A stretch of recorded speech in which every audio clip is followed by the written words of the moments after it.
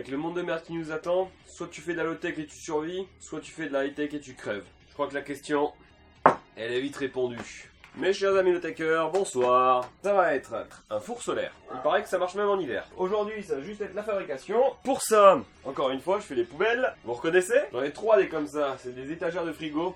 Donc c'est du verre trempé. Niveau sécurité, c'est pas mal, mais ça veut dire qu'il faut pas mettre de pète dessus quand même. Ça, c'est pour le joint de la vitre. Ça, c'est du liège.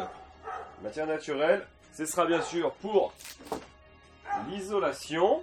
Bardage extérieur, j'ai trouvé l'idéal. Il y avait une palette avec des très fines lattes. Ça, des bouts de tasseau que j'ai trouvé, ce sera pour l'armature principale. La partie miroir. Donc ça, je vais le recouvrir tout simplement d'une couverture de survie. Voilà, j'en ai une que j'avais déjà ouverte une fois, donc je vais m'en servir une deuxième fois et j'y en racheter une après. Voilà. L'idée, c'est de faire du recyclage au maximum, donc on fait avec les matériaux que l'on a. Et donc avec un petit peu de maths, on arrive à trouver les dimensions adéquates. Pour les plans, j'ai suivi les proportions du Low-Tech Lab. Directement, j'ai transposé par rapport à ma taille de vitre. Je me suis amusé à faire quelques petits calculs. Bref, Pythagore, cosinus, sinus et tangente. Deux façons à déterminer les dimensions adéquates par rapport aux matériaux que l'on a récupérés. Puisqu'il nous faut un angle de vitrage de 35 degrés en France. C'est ce qui est le plus idéal. Et en fait, on va faire une boîte avec une face hiver et une face été. C'est parti! Alors, ça c'est un peu la configuration de ce que je vais avoir. C'est du 30 mm. Donc il faudra que je rajoute 30 mm en plus pour faire ma structure. De chaque côté, bien sûr, à chaque fois. Donc ça fait 60 mm en tout. Voilà, donc on a les DC et les BC. Vérifiez toujours avant de couper quand même, contre-vérifier, on sait jamais. Et l'erreur fatidique arriva. Voilà, j'ai mon cadre qui est fait, mais il y a des trous là. Donc, on va changer de plan un peu, on va faire les traverses qui montaient là, comme ça là. Ça devrait être comme ça à peu près en fait. Et ainsi de suite. De chaque côté, de façon à lier les deux cadres. On va les faire dans des chevrons comme ça que j'ai récupéré aussi. J'ai calculé les angles. Ici j'ai donc 118 degrés. On va aller se tailler ça là-dedans. Avec ça. Bon, après moult réflexion et débat avec la scie circulaire, j'ai réussi à faire un premier bout du cadre. Donc il me reste bien sûr les jonctions qu'il y a à faire ici qui sont à 90, donc ça va être simple. Et ici j'en ai une petite que j'avais déjà commencé, puisque j'ai touché quand même à la scie circulaire. Et voilà, c'est bon, je peux repartir.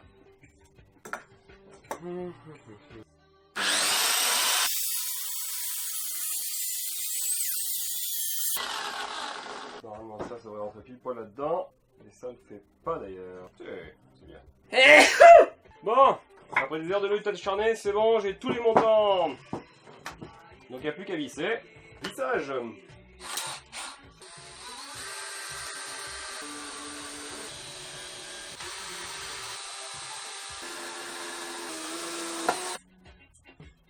Complètement décalé. Non, ça ne va pas.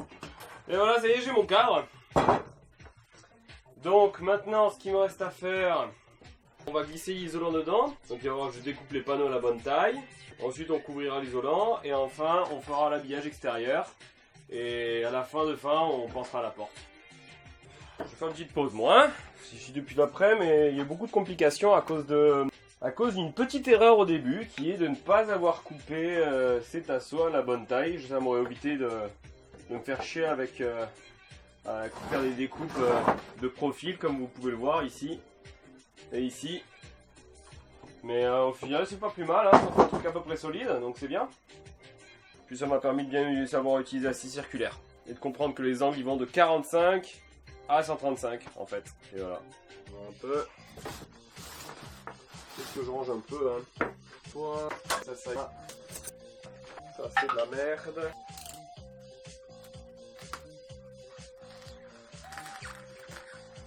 C'est peut-être pas mal de mettre quelque chose en dessous pour éviter de pourrir le plan de travail. Ce que je ne vous montre pas tout le temps, c'est la mise en place.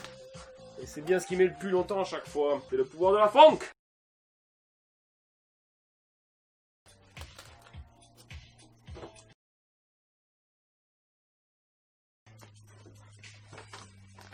Mais ouais, c'est celui-ci. Voilà. Non, 60 mm. 30 mm de chaque côté, Manu.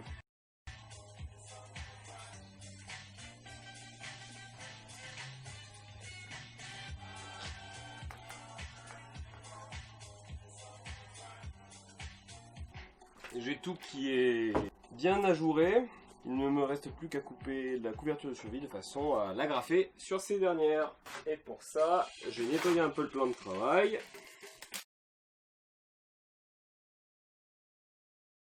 Tu fais quoi? Je suis en train de faire un four solaire. Ça ressemble un peu, non? Je vois pas à quoi tu fais, ça ressemble de base. Bah, c'est un four avec des miroirs dedans, en gros.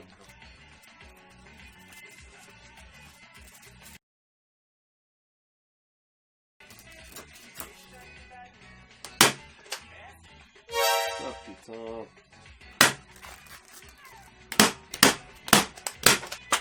Allez. Je l'ai agrafé sur l'envers.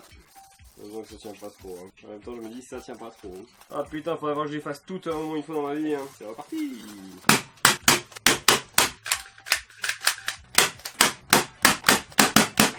À quoi ça ressemblait? Allez, au suivant. Bon, je timelapse hein, maintenant. Place au montage. Ça m'a l'air un peu fragile tout de même, mais bon, c'est quand même joli.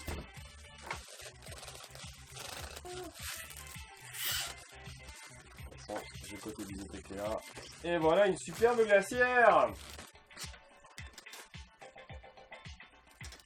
Maintenant je vais faire l'habillage extérieur. Et puis ben on s'arrêtera là. Puisqu'il me manque toujours les charnières que je n'ai pas.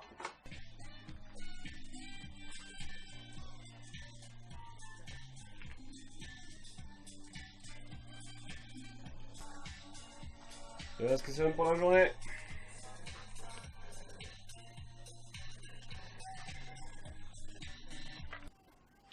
Et donc voilà, on va tout poncer. Donc je vais retirer les panneaux. Pour poncer ici, là, là, là, là, là, là, partout.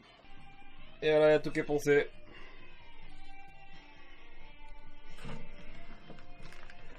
Quelle finition incroyable!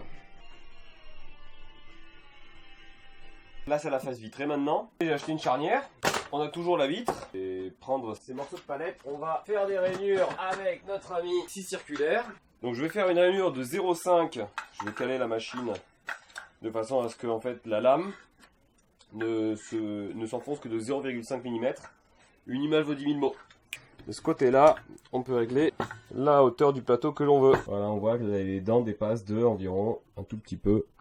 Je pense que c'est plus de 5 mm. Je vais regarder ça de plus près. Il n'y a pas grand chose de chaque côté. Donc je vais faire plutôt une rainure de 2 mm. Pour comme ça le verre sera pris de 2 mm dans le bois.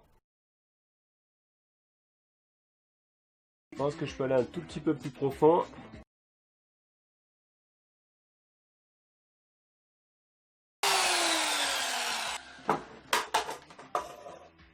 Ça dit maintenant, les deux rainures de fête.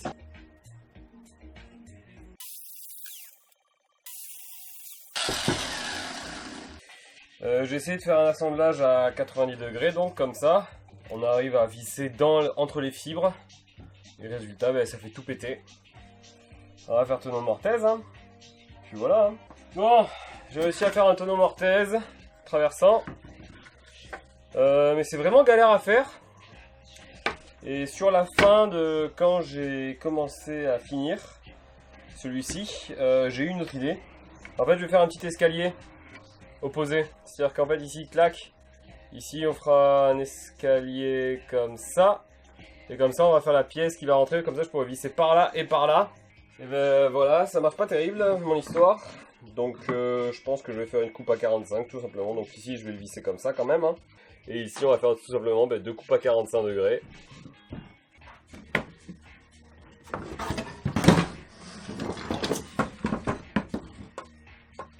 Ouais, la rondine n'est pas assez profonde. Mais quand il n'y en a plus, il y en a encore. On dit souvent que le mieux est l'ennemi du bien, donc je vais augmenter un tout petit peu la rainure à la disqueuse à la main. Scie circulaire, pardon. Ben là, on peut être assez satisfait du résultat, là. On est bon, là. Oh là. Ouais, là, ça m'étonnerait que ce soit le cas. Il n'y a plus qu'à visser, comme qui dirait. Là, il n'y a plus de batterie. L'idée, c'est que ça se mette là, je pense.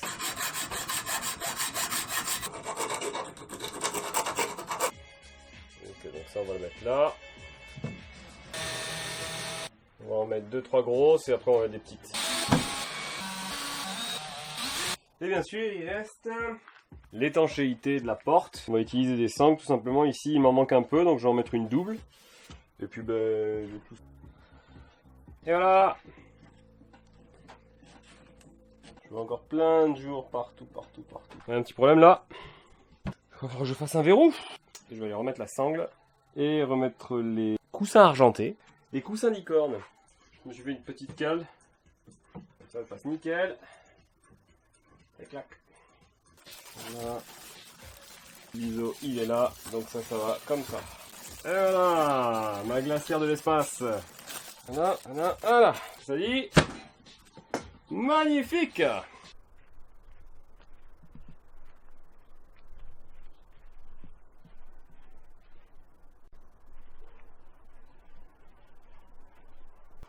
puis ben voilà ce que c'est à l'intérieur. Serre. On va tester le four solaire. Voilà, pour l'expérience, un thermomètre extérieur et un thermomètre à l'intérieur. Voilà, après un quart d'heure, au soleil, il fait 30. Et dans le four pour l'instant, 60. Il est à peu près midi et on est à 90 degrés. Alors que dehors il fait 40 degrés au soleil quand même. Hein. Je pense qu'il faut le bouger toutes les heures en fait. Donc ce que je ferai pareil. Je le mettrai un peu en avance vis-à-vis du soleil.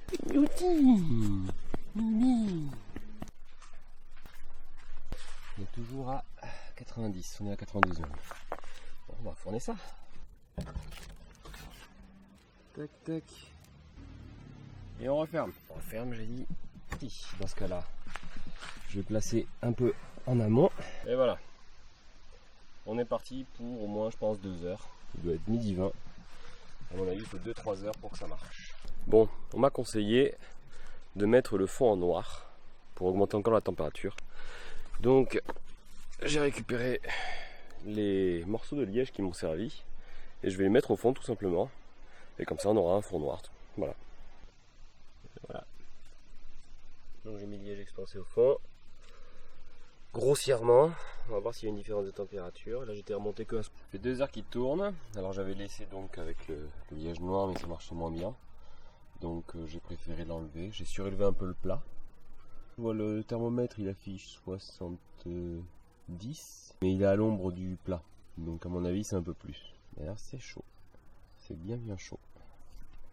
Voilà. Donc je pense que c'est reparti pour une heure de plus quand même. Hein, parce qu'à mon avis, là, il n'est pas encore cuit le truc. Donc je vais le réorienter encore un peu. Voilà. Hop là. Et c'est reparti pour une heure. Ça fait 2 heures que ça cuit. Bon, ben voilà, j'ai fait un test, on peut voir un peu l'intérieur. C'est pas encore tout à fait cuit. J'aurais bien dit qu'il reste 10 minutes sur un four normal, mais là, pour moi, ça va plutôt être 1 heure ou 2. Donc voilà, donc je le réoriente. Hein.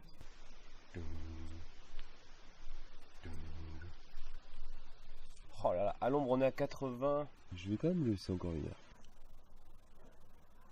Bon. Bah on va manger ça hein. Il y a des combien de thermomètres? Je l'ai un peu défoncé quand même, hein, faut dire. Mais bon, c'est bien cuit en tout cas. Et c'est bon. On va le démouler.